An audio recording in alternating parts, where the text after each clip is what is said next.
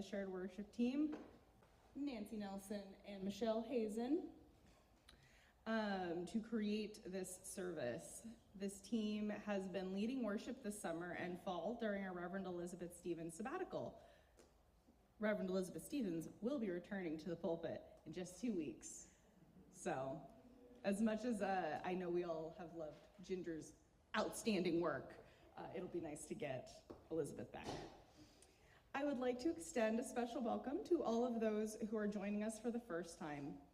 We're very glad that you're here. If you have come in person, you should have received a welcome packet with an information card on it. If you fill that out and drop it in the offering basket, we'll be in touch to support you in finding your way into our community. If you are joining us online, there's a link on our website to an electronic version of the same card.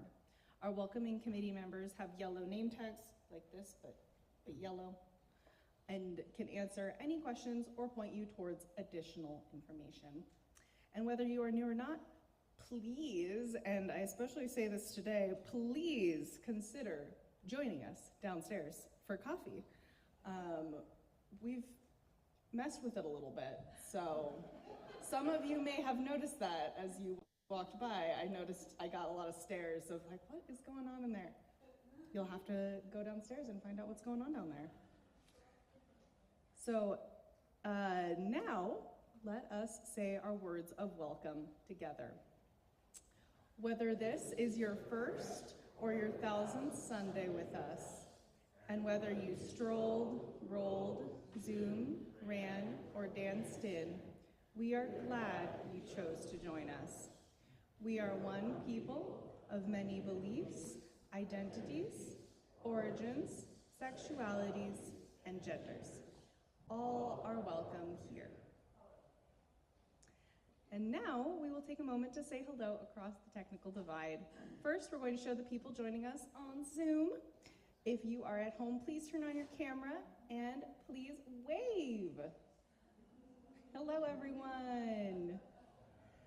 And now, for the folks of you who are here in person, it is your turn to wave. You're all so good at waving. So I have some announcements. Interested in scouting, the UUCP Navigators USA chapter meets every first and third Sunday from 3 p.m. to 5 p.m. We focus on learning outdoor and life skills, volunteering in our community, and outdoor play. Navigators is open to ages 5 through 18. However, our current group of kids are between 6 and 10 years old.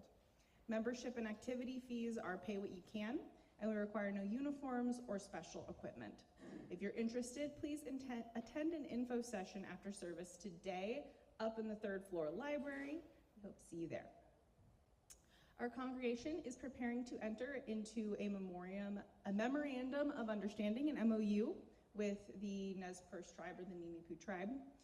Our goal is to foster a relationship that includes greater understanding of and support for the tribe. If you would like to know more, Ken Founts and Nancy Nelson will be downstairs following the service to answer questions.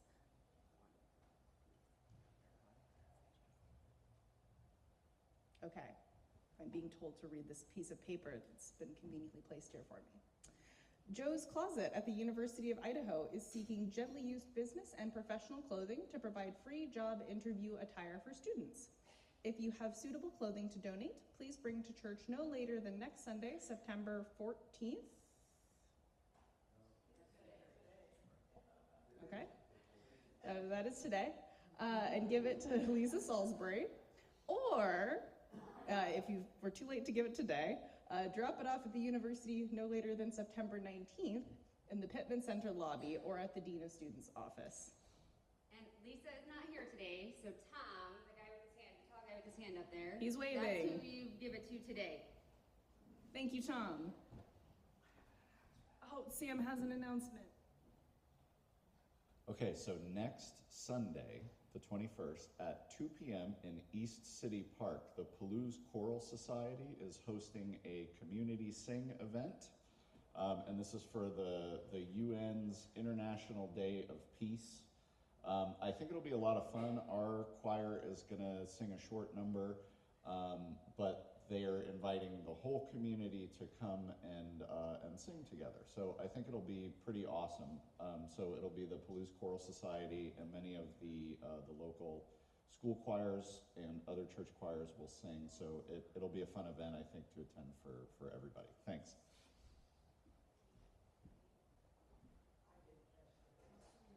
Any more announcements? Here end the announcements.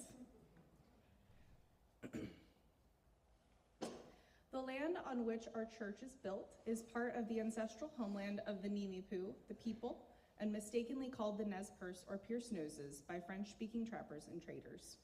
We acknowledge that this land is held in sacred kinship since time immemorial. The land and its peoples suffered immeasurable trauma brought by Euro-American society, and we are working with its resilient peoples to show respect and contribute to the healing and nurturing of this Hitawet-Witas, or precious land, and all of its peoples. We are hoping that folks joining us via Zoom have a chalice or a candle to light and something to light it with. Let's light our chalices together.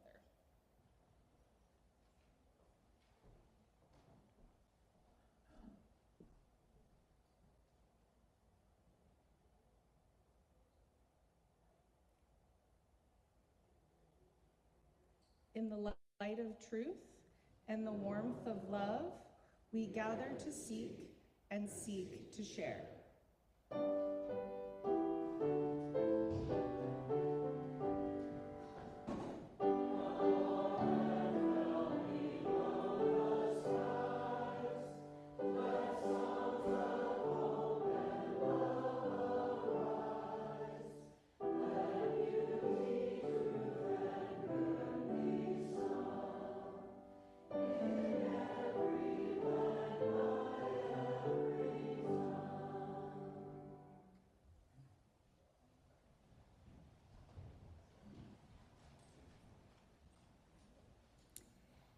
For opening words today, I have a poem by Edgar Albert Guest called An Old-Fashioned Welcome. There's nothing cheers a fellow up like a hearty greeting, a hand clasp and an honest smile that flash the joy of meeting. And when the friendly doors you ring, somehow it sets you free from all life's doubts to hear them say, "Come in, we're glad to see you."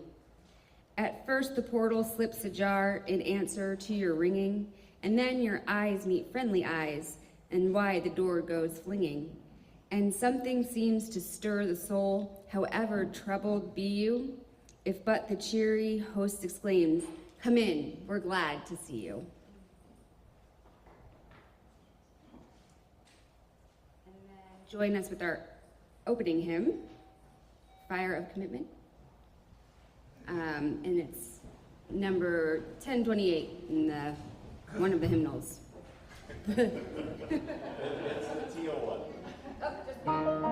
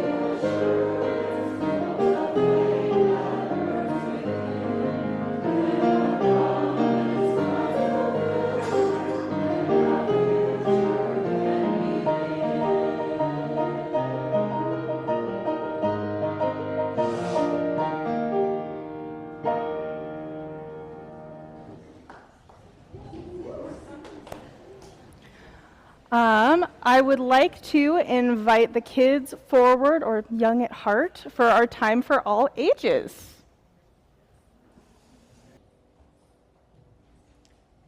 We often take time in our services.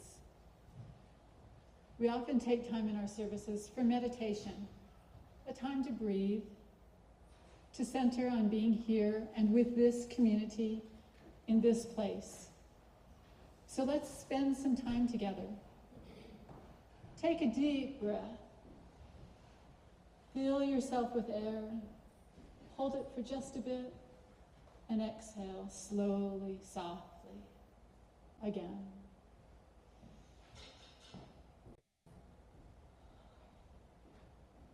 Remember, just keep breathing as I lead us in a spoken meditation. Let us notice one another, not as strangers, but as fellow travelers. Each person here carries a story we do not know yet. Each voice here has a song we have not heard. May we welcome one another with curiosity, with kindness, and with the courage to be changed by what we find.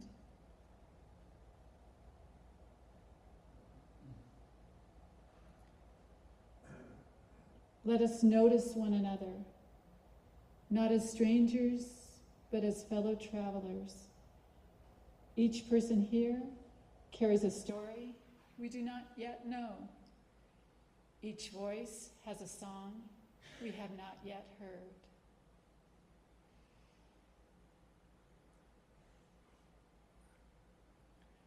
Let us notice one another, not as strangers, but as fellow travelers. Each person here carries a story we do not yet know.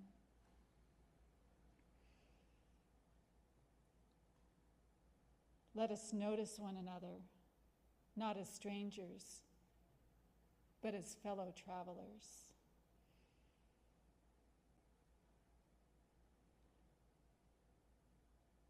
Let us notice one another.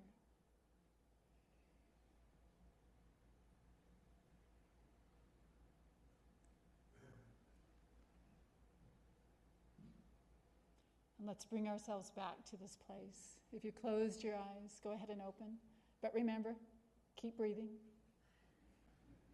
So you might not know it if you don't read that paper real carefully, but sometimes we have music in the middle of the service that's called the gift of music.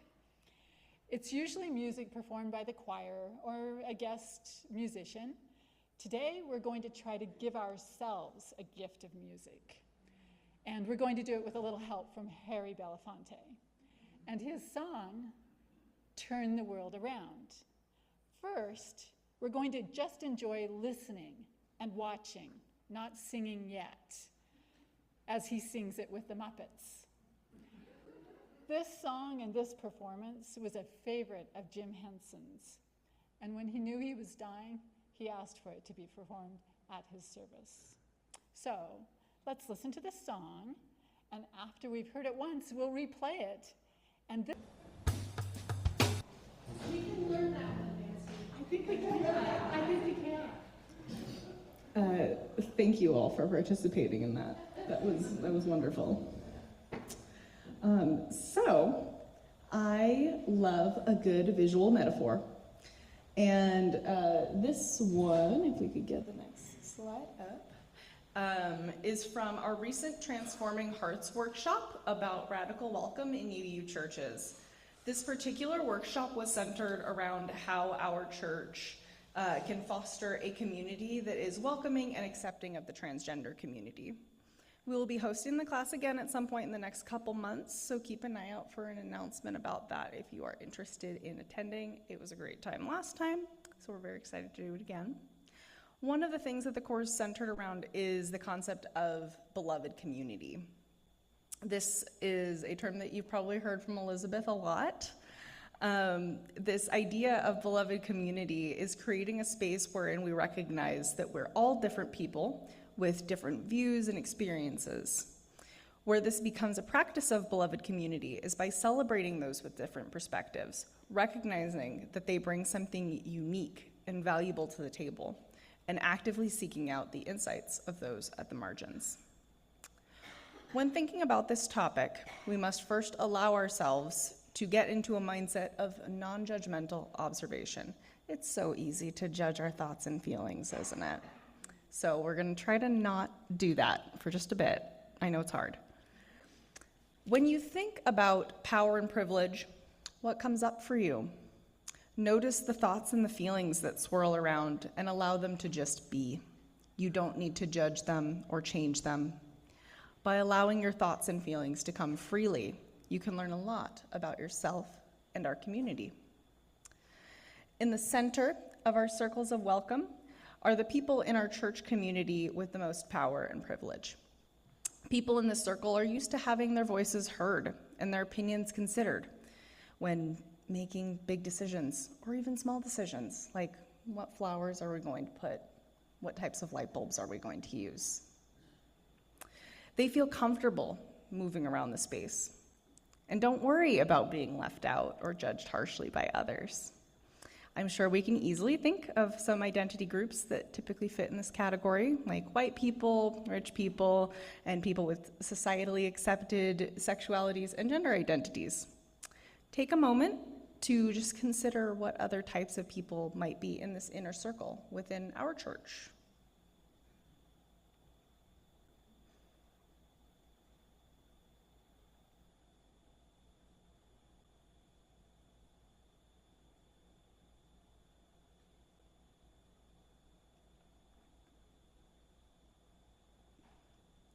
In contrast, folks on the outer ring of the circles of welcome have a much more difficult time existing day to day or trying to get things done in their church community if they don't align with the goals or methods of the folks at the center.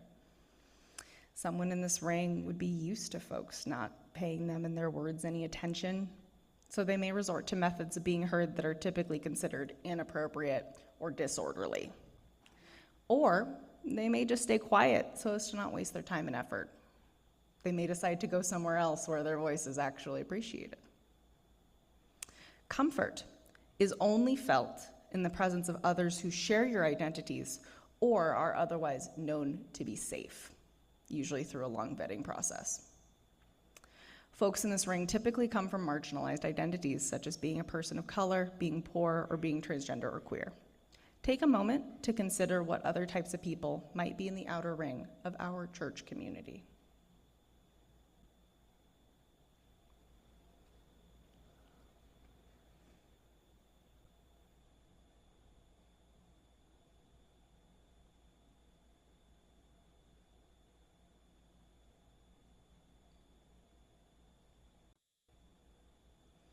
As you can also see, there is quite a range between the inner and outer rings, and where someone finds themselves is a consequence of numerous factors outside of the control of the individual.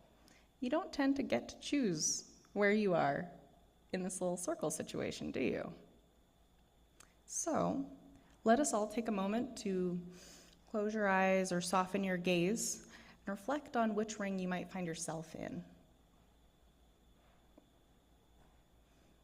Once you've had a little moment to think about where you might be, think about what does it feel like to notice where you are.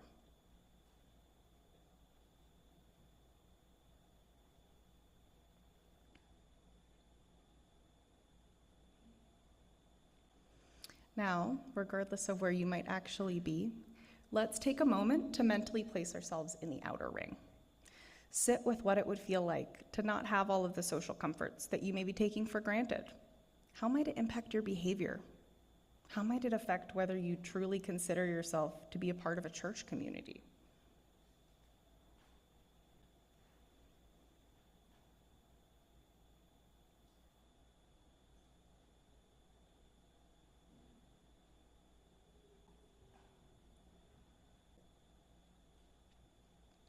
Now, let's all take a moment to mentally place ourselves in that inner circle of welcome.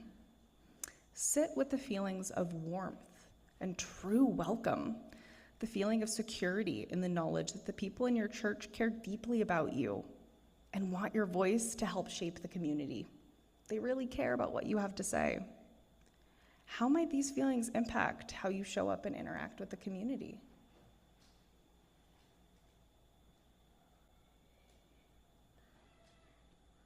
What does it feel like to notice the difference between these two positions? The feeling of love and warmth from the inner circle is the result of being held in beloved community. Love is at the center of our church, and it's very strong at the center.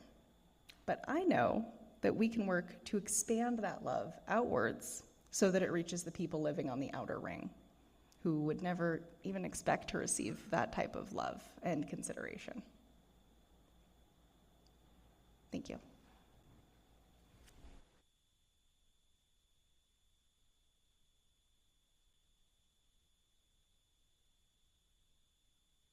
Okay, I'm still up here, sorry. So we are now going to show you what it might feel like to be in different places in the circles of welcome. We're going to do a little skit for you people. Yay. What might be going through the heads of people who are at the center, where comfort and access to power might be a little taken for granted? Or in the middle, where someone might know a few people, familiar with what happens during a church service, but not really connected and integrated? Or on the outside, a newcomer perhaps, or someone who isn't sure if they fit in here. So we've written a little role play based on experiences and observations, some of which are ours, some of which are other people. It's a bit of an amalgamation. It's fictional, but it's, based on reality. So I'm going to stay by the mic. Our wonderful characters. Nancy is going to be portraying a longtime and very integrated member. I am going to be playing a new visitor, new person to this lovely little community we've got here. And Michelle is going to be playing someone in our kind of inner ring, someone who, maybe they're not even interested in being a member. They're just showing up when they can, doing what they do. Okay.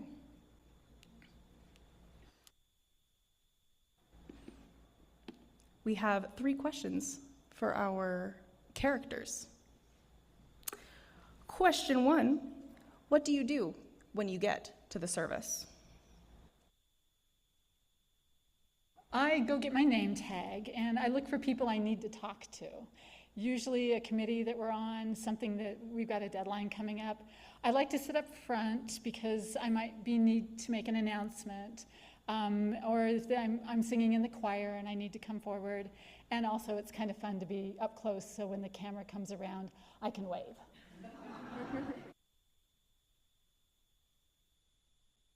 So as the person in that middle ring, I might grab my name tag and sit in the back half of the sanctuary. Some people I have come to know greet me with a smile and a brief good morning. I wait quietly for service to start while watching people chat with their friends.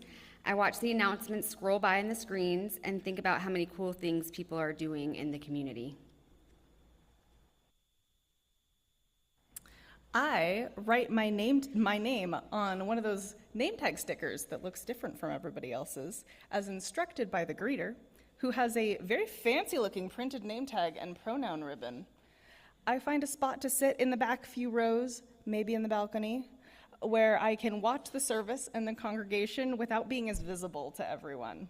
This way I can observe how people are acting and learn how I may be expected to act in turn.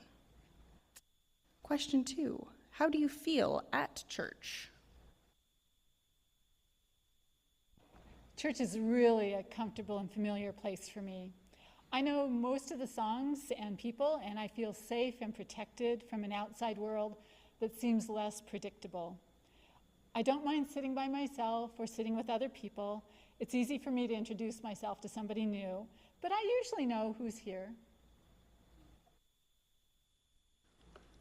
I'm feeling more comfortable with being in this church environment, but I still feel disconnected from the wider church body with all of their committees and small groups and events. It feels like there's a core group of members who've been here forever, and they're doing a lot of stuff that sounds interesting and important, but I'm not sure I want to intrude because I'm not interested in becoming an official member. Could this church really want someone who isn't a member and doesn't show up every week to be so involved in such important parts of their community?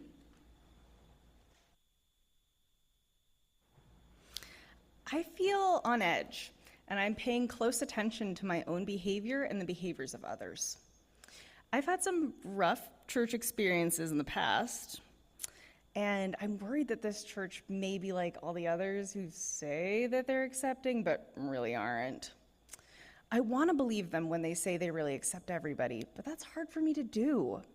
Everyone knows all the songs, but I missed which hymnal I'm supposed to be searching through, so I feel confused, awkward, and out of place. And our last question, when the service ends, what do you do? Well, let's see. Sometimes I join the holding circle after the service. It's nice just to be together with people. Sometimes I head straight downstairs for a cup of tea and a chance to catch up with people. But sometimes it's really hard to get downstairs because there's too many people to talk to.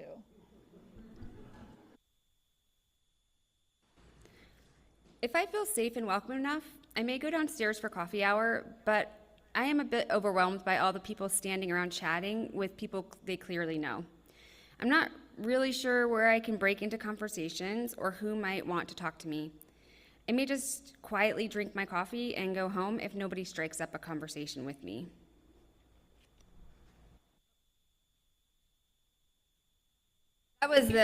That was the outer circle. Pretend you didn't hear that. Did I do that? Yeah. I'm not sure.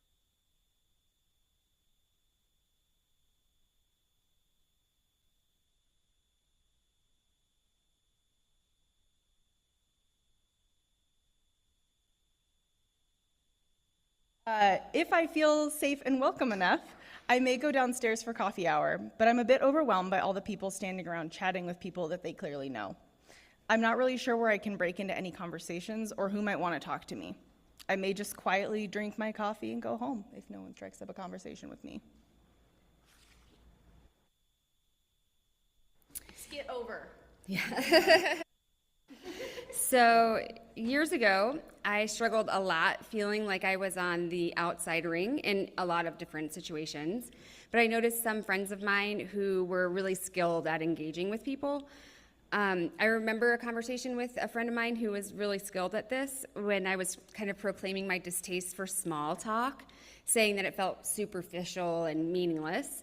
And my wise friend very kindly said something like, well, you need to start with small talk so you can build a connection that gives a space for deeper conversations. And that shifted my attitude. But then I felt at a loss for how to engage with people. We have cleared off the table that I didn't know or didn't know well. So I studied my friend a bit to kind of see how she would strike up a conversation, and maybe I Googled around a little bit, and then I practiced. And a lot of this practice included being willing to be super awkward. I'm a naturally curious person, so I use this to my advantage with meeting new folks. I look around, and when I catch someone's eye, I give a big smile. People love big, genuine smiles, and usually smile back. Striking up a conversation is actually not that hard if you've got a few starter questions in your back pocket. Talking about the weather kind of gets a bad rap, but the cool thing about the weather is that it's experienced universally. Nearly everyone has an opinion about the weather. I love to ask people about their last season as well. Like right now, it's, did you do anything interesting this summer? Summer is an awesome season to talk about. Some people love it. Some people long for fall. Lots of people travel. Asking about upcoming plans can be interesting too. These work for me because I'm willing to add pieces about my experience. And so often when I find something someone says that resonates with me, I can share about that too. I can be a talker. So I have to be super conscious not to get too far into the weeds or to drone on for too long. But if the conversation starts to peter off, I just stay curious. I have whimsical friends who have wonderful questions in their back pocket. If you were an animal, what animal would you be? Or if dragons were real, would you have a pet dragon? Fun questions like this can be delightfully disarming and create a magical space between you and your conversation partner. In the church setting, when we're trying to demonstrate our firmly held values, we need to put our words into action. For one thing, when we are saying, how can we engage with them? Maybe we should stop thinking about them as them, right? Everybody who walks into the church is we. Everybody is part of our congregation, whether it's just when they're sitting out here for the service or if they're participating more broadly.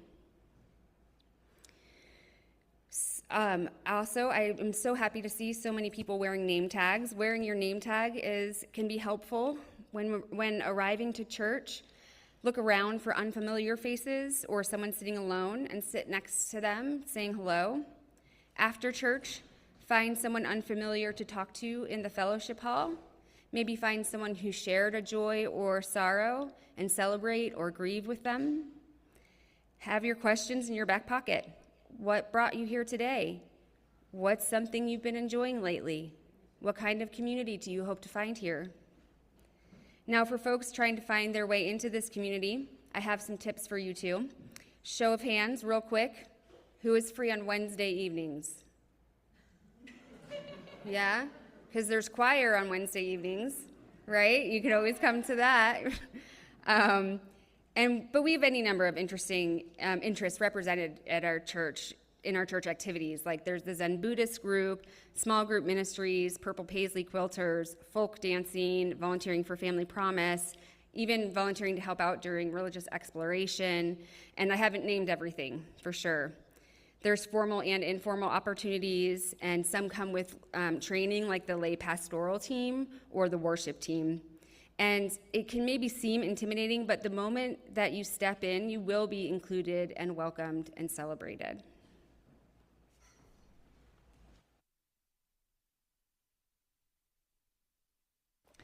We have one more example, one more story to share with you.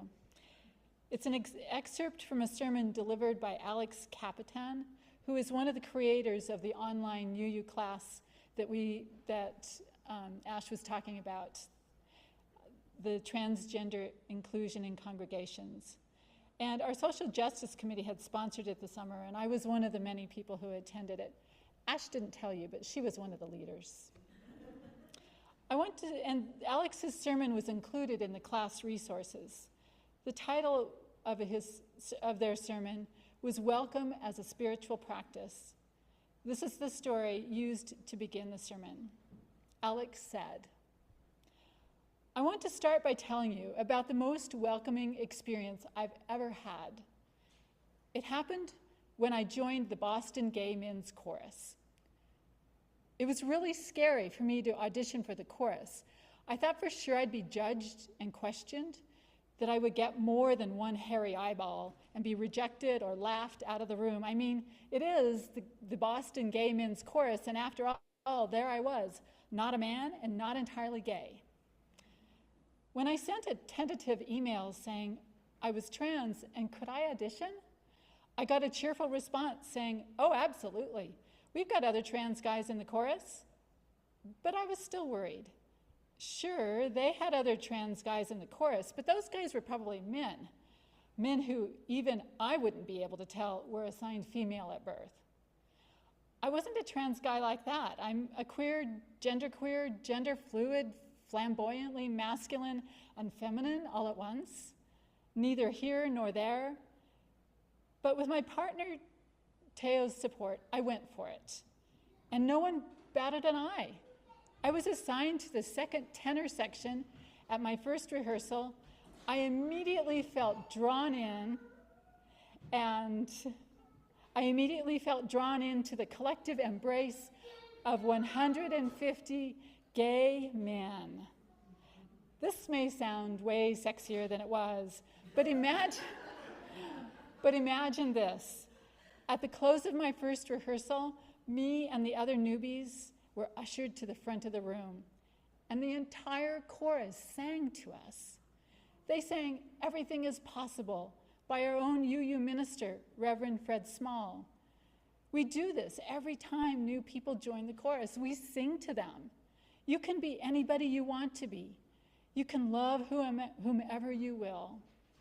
That's what welcome looks like. I had every reason to feel different and sidelined, but instead I immediately felt like I belonged. People went out of their way to greet me and get to know me. I was celebrated, toasted, honored at my first concert. They weren't expecting me, but they knew just what to do when I showed up. And years later, the leaders of the chorus continued to seek out barriers to my inclusion and get rid of them because they recognized that welcome isn't a one-and-done thing. This experience of welcome changed my life. It has given me a feeling of ease in my own skin that I never felt anywhere else. It has helped me to be even more myself. Have you ever felt that sort of welcome and belonging?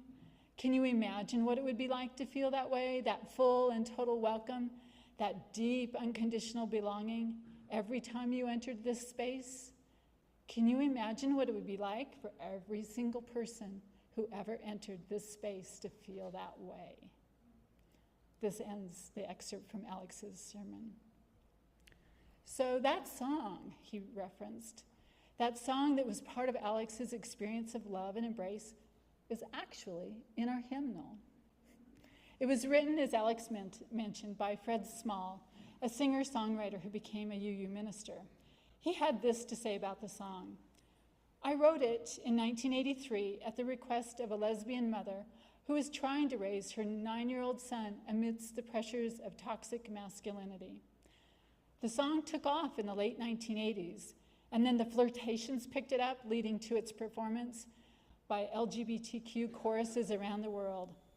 I've thought about revising the lyrics to eliminate the gender binary, but it's not an easy fix.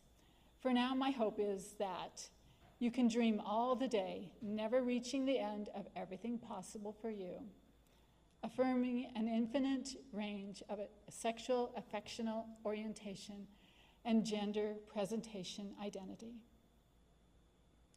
Fred also noted that he actually doesn't recommend trying to sing this song, at least not all of it. The verses in the bridge are too irregular. That's music talk for hard to sing. He suggests that people sing the chorus while a song leader takes the verses. So we're going to try it. We have a video of Fred Small singing it. I promise it's him singing it. And we have the words in that soft hymnal, the one that's paperback. Number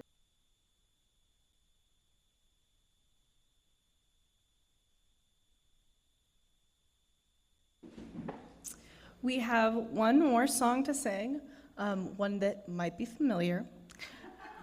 Earlier this summer, Michelle described it as our love song, which indeed it is. It helps remind me and all of us just how much love is at our center.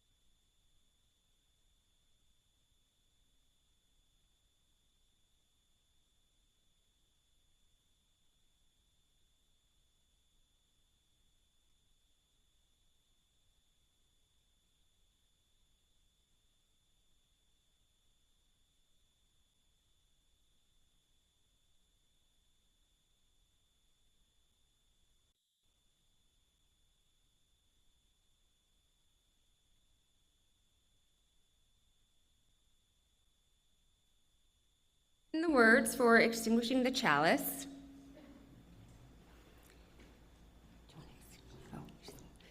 We extinguish this chalice that it might glow gently in our hearts.